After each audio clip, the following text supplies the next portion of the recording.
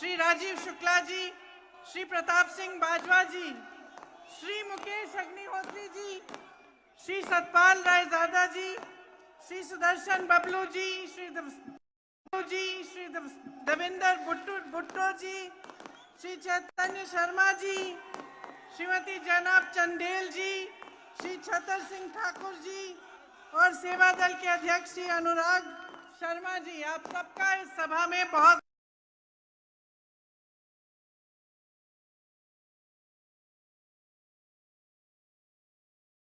धरती है, गुरु नानक की धरती है।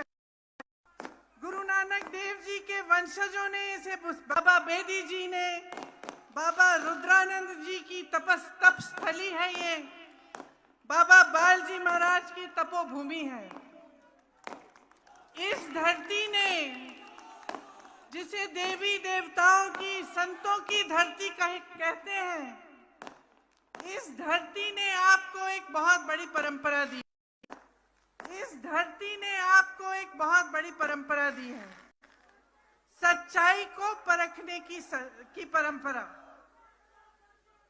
संत महात्मा क्या कहते थे कि अपनी जीवन की सच्चाई समझो, अपनी परिस्थितियों को समझो और सत्य के रास्ते पर चलो। यही आपकी पुरानी परंपरा है। जो गलत है, जो सच है, इन दोनों को पहचानने की परंपरा। तो आज ये मौका आ गया है, चुनाव है, लेकिन हर 5 साल चुनाव आता है। इस चुनाव में कौन सी बड़ी बात है? ये चुनाव आपका भविष्य तय करने वाला चुनाव है। आप यहां इतनी जोर से नारा दे रहे हैं, जब जब ओपीएस का नाम उठता है आप नारा देते हैं, आप तालियां बजाते हैं। क्यों? क्योंकि ये आपकी मांग है, ये आपकी मांग है जो ठुकराई जा रही है।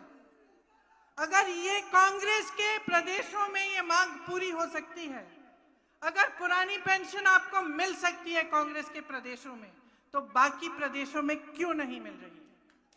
इस सच्चाई को समझिए। बीजेपी, भाजपा आपके प्रदेश में 5 साल से राज कर रही है। इनके नेता आते हैं, कहते हैं फिर से वोट दीजिए, डबल इंजन की सरकार चलेगी।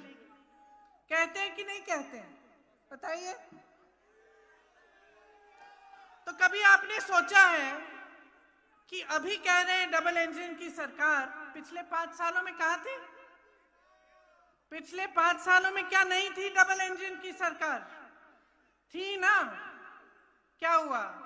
तेल भरना भूल गए शायद। इंजन में तेल नहीं गया, क्योंकि देश का सारा तेल बड़े दे रहा है। पहचानिए सच्चाई को।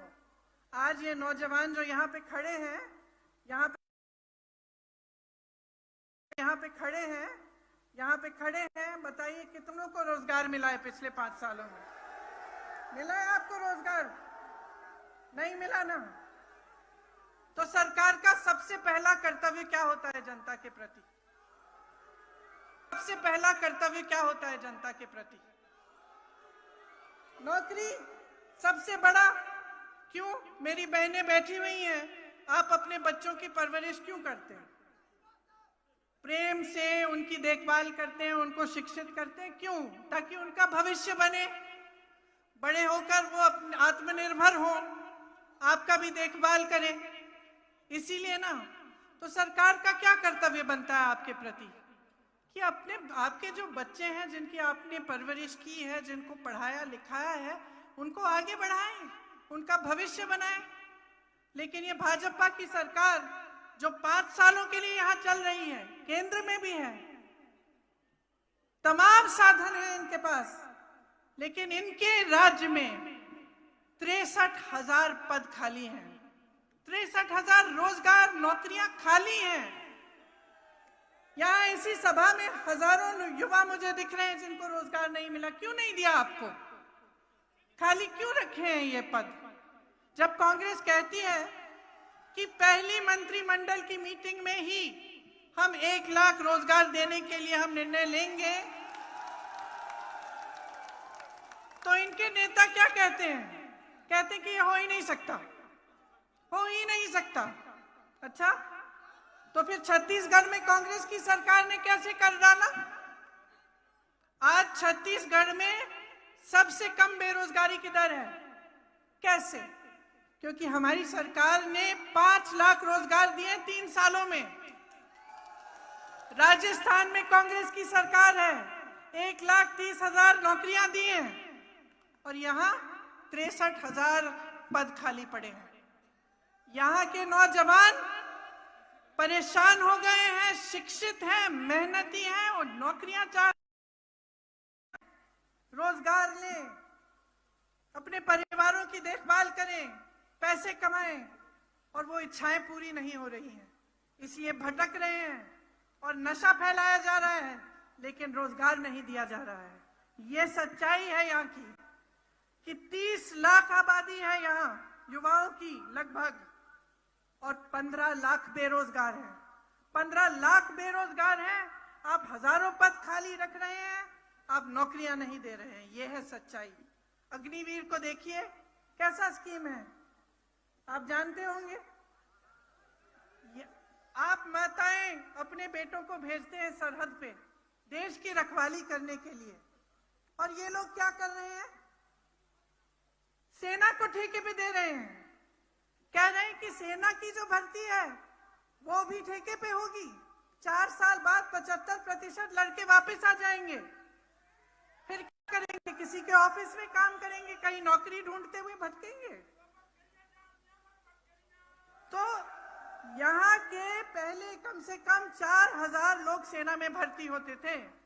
अब जो नया नियम आया है उसके जरिए मात्र 400-500 सेना में जा पाएंगे, और उनमें से भी 75% वापस आ जाएंगे 4 साल बाद। आप सोचिए कि इन लोगों की नियत क्या है। बहुत स्पष्ट है, सत्ता में रहने के लिए चुनाव के समय आपके सामने कुछ भी कह डालेंगे, कुछ भी कह डालेंगे, कैसे कैसे बड़े बड़े वादे करेंगे, लेकिन जैसे ही चुनाव चले जाता है आपको भूल जाते हैं। जैसे ये सब बातें खत्म, प्रचार खत्म, जैसे अग्निहोत्री जी कह रहे थे कि हेलीकॉप्टरों में पैसे ला रहे हैं, एम्बुलेंस में शराब आ रही है। अगर ये सच्चाई है तो आप सोचिए कि सबक सिखा दीजिए कि पैसों से चुनाव नहीं जितवाएंगे आप, कि आप अपने भविष्य के आधार पर अपना वोट देंगे। आप शिक्षित हैं, समझदार हैं। अग्निहोत्री जी ने कहा इंदिरा जी ने ये प्रदेश बनाया, लेकिन इंदिरा जी हमेशा कहती थी हिमाचल प्रदेश की जनता ने हिमाचल प्रदेश को बनाया है। भरोसा था आप में और आप उन पर भरोसा करते थे। इसीलिए परमार जी जैसे, वीरभद्र सिंह जी जैसे नेता आपको मिले, आप ही की जमीन से उभरे। अग्निहोत्री जी को देखिए, दिन रात आपके लिए एक करते हैं, सुबह शाम आपके लिए काम करते हैं। नेता प्रतिपक्ष हैं, विपक्ष में होते हुए आपकी आवाज दिन रात उठाते हैं।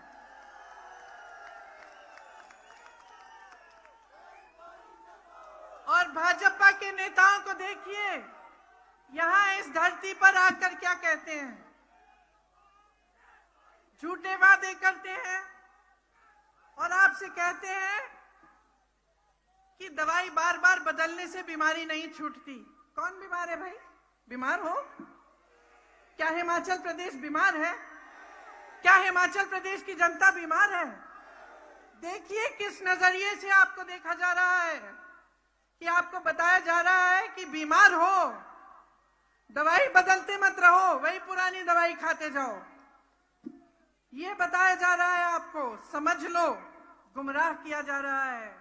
आज हिमाचल प्रदेश घाटे में है, 70,000 करोड़ का कर्ज है। प्रदेश के 20 निगम और बोर्ड घाटे में हैं। कर्मचारियों को दिवाली का डीए नहीं मिला। एचआरटीसी के कर्मचारियों को अभी तक इस महीने का वेतन नहीं मिला था। लेकिन घोटाले ही घोटाले हैं, कोरोना के समय पीपीई किट में घोटाले हुए, पुलिस भर्ती में घोटाला हुआ, शिक्षक भर्ती में घोटाला हुआ, खनन के तमाम घोटाले हैं। ये स्थिति है और आपसे कहते हैं दवाई मत बदलिए, जैसे कि आप बीमार हैं। इन्होंने क्या परिस्थिति बना दी है हिमाचल प्रदेश के नौजवानों की, हिमाचल प्रदेश के भविष्य की, और खुद कह रहे हैं किसान, बागबान, छोटे व्यापारी सब मुसीबत में हैं। किसी से भी पूछ लीजिए पिछले 5 सालों में क्या आपने तरक्की की, क्या आपका बिजनेस बढ़ा, आपको रोजगार मिला? सब मना करते हैं, किसी की तरक्की नहीं हुई है। तो जब ये असलियत है और असलियत आपके सामने है, आप जी रहे हो इस असलियत को, तो आप इस असलियत को बदलते क्यों नहीं? बदलोगे?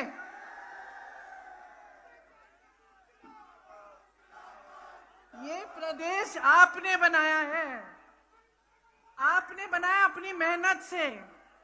यहाँ तमाम बच्चे शिक्षित हैं, महिलाएं शिक्षित हैं, आगे बढ़ना चाहती हैं, युवा आगे बढ़ना चाहते हैं, लेकिन इन लोगों ने गलत निर्णय लेकर इस प्रदेश को बिगाड़ने के अलावा कुछ ठोस काम नहीं किया है। डबल इंजन की सिर्फ बातें हैं, आगे बढ़ाने की कोई बात नहीं है। और 5 सालों में जो आपने सहा है, जो आपने देखा है, ये आप अच्छी तरह से जानते हैं। तो मैं यहाँ खड़े होकर आपको झूठे वादे नहीं करना चाहती, आपको झूठे वादे नहीं करना चाहती। मैं आपको सिर्फ एक चीज कहना चाहती हूँ, अपने अनुभव पर उतरो। आपने क्या देखा है 5 सालों में? क्या आपने ऐसे नेता देखे हैं कि आपके घर आके आपकी परेशानियों को समझे? आप ओपीएस ओपीएस ओपीएस चिल्ला चिल्ला कर थक गए, किसी ने सुनवाई की आपकी? ये कितनी गहरी समस्या है मैं जानती हूँ, उत्तर प्रदेश में काम करती हूँ, कि जीवन भर आपको पेंशन मिलेगा, आपकी सुरक्षा होगी, वरना आप प्राइवेट में ले लेते। तो जब इतनी गहरी समस्या है, आप 5 सालों से कह रहे हैं, 10 सालों से कह रहे हैं, कोई सुन नहीं रहा है। ये स्थिति है। क्या मिला आपको? हाँ, ये सच है कि बड़े बड़े हिमाचल से बड़े बड़े नेता बने भाजपा में, अपनी तरक्की की। क्या प्रदेश की तरक्की की? आज अगर फसल का दाम किसान मांग, अपनी तरक्की की। क्या प्रदेश की तरक्की की? आज अगर फसल का दाम किसान मांगता है हिमाचल का, उसको मिलता है? कौन तय कर रहा है? कौन तय कर रहा है फसल का दाम? बड़े बड़े उद्योगपति। मैंने कहा सारा देश का तेल उनके इंजन में जा रहा है। रोजगार कहां से आते हैं? जो पीएसयू थे, जिससे तमाम रोजगार मिलता था, किसको बेच दिए? अपने बड़े बड़े उद्योगपति मित्रों को। जो आपकी संपत्ति है, देश की संपत्ति है, वो उनको बेच दिया। आज अगर आपके फसल का दाम तय करते हैं तो वो करते हैं, किसान नहीं करता है। तो आप समझिए, बार बार मैं सिर्फ यही आग्रह करती हूँ, शिक्षित हो, समझदार हो, बहुत विवेक है आप में। जो संघर्ष में जीवन आपका है, किसी नेता का नहीं है, गलतफहमी में मत होना, किसी नेता का नहीं है। सब नेता आराम में रहते हैं। 5 साल बाद अगर बदलोगे नहीं ना, तो आराम करते रहेंगे, आपको भूल जाएंगे। यही होती, ये देखिए, सत्ता में होने से अहंकार बहुत होता है, आप जानते हैं। तो अगर बदलाव नहीं लाओगे तो वही 5 साल जो आपने भुगते हैं, उससे बुरा भुगतोगे 5 सालों में। कांग्रेस के नेताओं को देखो क्या किया। परमार जी ने कितना काम किया हिमाचल के लिए। वीरभद्र सिंह जी ने शिक्षा के संस्थानों का जाल बिछाया। इंदिरा जी की मदद के साथ यहाँ पे जब हिमाचल प्रदेश बना, तो आप सबको आगे बढ़ाने की पूरी कोशिशें हुई। चाहे यहाँ IIIT लगा, चाहे तमाम संस्थाएं बनाई गई, चाहे अस्पताल हो, चाहे कुछ भी हो, तमाम काम। आपने पुल का जिक्र किया, सबसे बड़ा पुल, सबसे लंबा पुल, वो भी कांग्रेस के नेताओं ने बनवाया।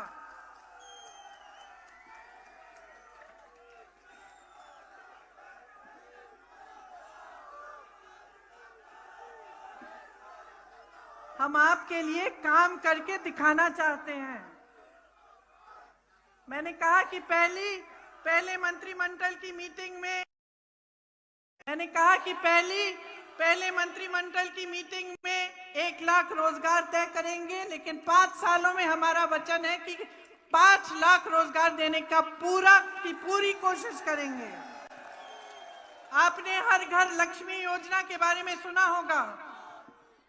मैं जानती हूं आप कितना मेहनत करती हो।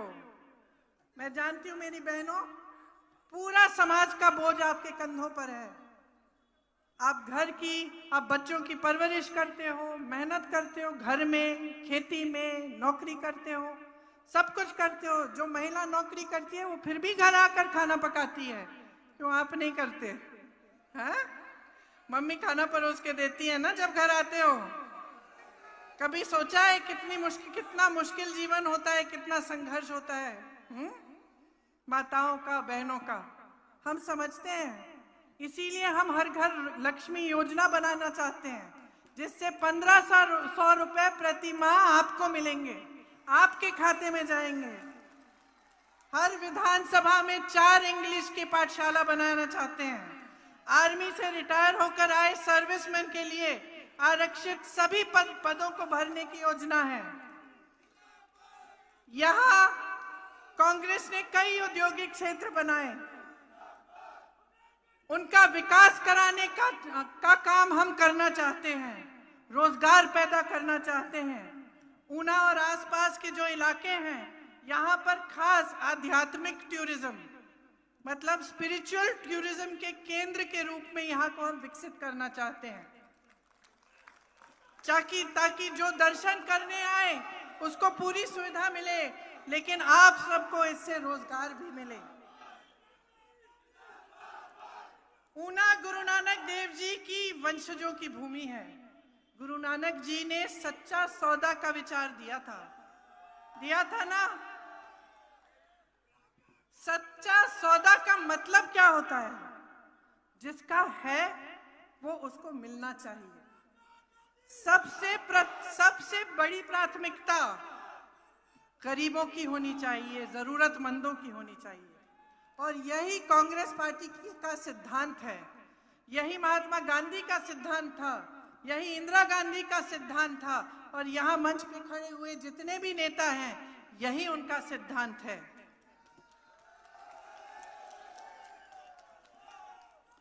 यहाँ पे जितने भी कार्य किए गए इसी सिद्धांत के जरिए किए गए। फूड पार्क, यहाँ पे जितने भी कार्य किए गए इसी सिद्धांत के जरिए किए गए। फूड पार्क बना, पंडोगा, बाथड़ी जैसे औद्योगिक क्षेत्र बनाए, सिविल हॉस्पिटल बनाया। मैंने पहले कहा triple IIT, lift irrigation system से यहाँ पानी की समस्या दूर की गई। ये इन्हीं सिद्धांतों के जरिए, इन्हीं की वजह से ये सब काम हुआ। तो आप ही पहचानिए, बहनों पहचान लो। मैं पंजाब में जब प्रचार करने गई थी तो मैंने कहा था, जब लड़की के लिए दूल्हा ढूंढना पड़ता है तो सबसे पहले जब घर में जाते हैं उसको देखते हैं तो हम क्या देखते हैं? उसकी नीयत क्या है? अच्छा लड़का है, सही नीयत है कि नहीं, यही देखते हैं ना। तो इसी तरह से अपने नेताओं में और अब जितने भी राजनीतिक दल हैं उनमें पहले नीयत देखिए, नीयत क्या है।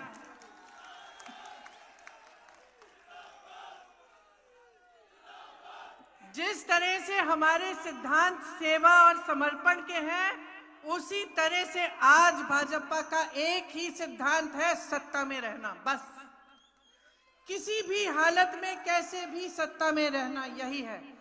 और सत्ता में रहकर जनता को, गरीबों को, जरूरतमंदों को, मिडिल क्लास को भूल जाना, अपने बड़े बड़े उद्योगपति मित्रों को सिर्फ आगे बढ़ाना, उनको विकसित करना। तो ये सारी सच्चाई आपके सामने है। आपको रोजगार देने वाली सरकार चाहिए या रोजगार छीनने वाली चाहिए? रोजगार देने वाली चाहिए, हाँ या ना?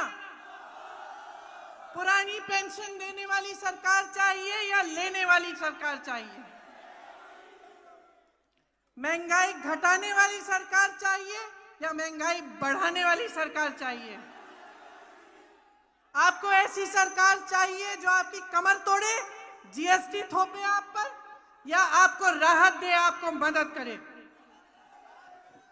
जो कांग्रेस के नेता कहते हैं ज्यादातर करके दिखाते हैं। यहां बघेल जी खड़े हैं, इनके प्रदेश में जैसे मैंने कहा पुराना पेंशन आज लागू है, इस आधार पर कह रहे हैं हम।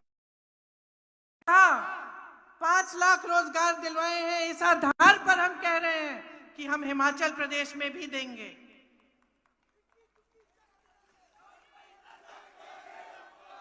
देखिए, जब भी हम ये बातें करते हैं तो छोटे से छोटा भाजपा का नेता लेकर बड़े से बड़े तक कहता है कि नहीं हो सकता, रोजगार बना नहीं सकते, महंगाई कम होगी नहीं, ये जो ओपीएस कह रहे हैं इसके लिए पैसे नहीं है। तो भैया अगर कुछ नहीं कर सकते तो सत्ता में क्यों आए? ना आए, फिर फायदा क्या है आपके लिए? अगर ये आपको रोजगार नहीं दे सकते, अपना आपका भविष्य नहीं बना सकते, यहाँ बैठे नौजवानों की मदद नहीं कर सके, इनको विकसित नहीं कर सकते, सड़कें नहीं बनाएंगे, ओपीएस नहीं दिलवा सकते, महंगाई घटा नहीं सकते, तो फिर किस काम के हैं? किस काम के हैं बताइए? फिर इनकी फोटो पोस्टर पे छाप लीजिए, वोट कांग्रेस को दीजिए और खदेड़ दीजिए इनको। बताइए, इस चुनाव में क्या कांग्रेस आ रही है कि नहीं? मेरे साथ कहिए, आ रही है, आ रही है, आ रही है। और इस बार अपने लिए वोट दो, सोच समझकर, अपने विवेक से, अपने भविष्य के लिए, अपने बच्चों के भविष्य के लिए अपने लिए वोट दो। किसी की बातों में गुमराह मत होना। अपने भविष्य को बनाने के लिए, रोजगार दिलवाने के लिए, महंगाई घटाने के लिए, ओपीएस लागू करने के लिए, 1500 रुपए हर माह पाने के लिए वोट दो अपना। कांग्रेस को जिताओ, हिमाचल प्रदेश को जिताओ। जय हिमाचल, जय हिंद, जय हिंद, जय हिंद। धन्यवाद।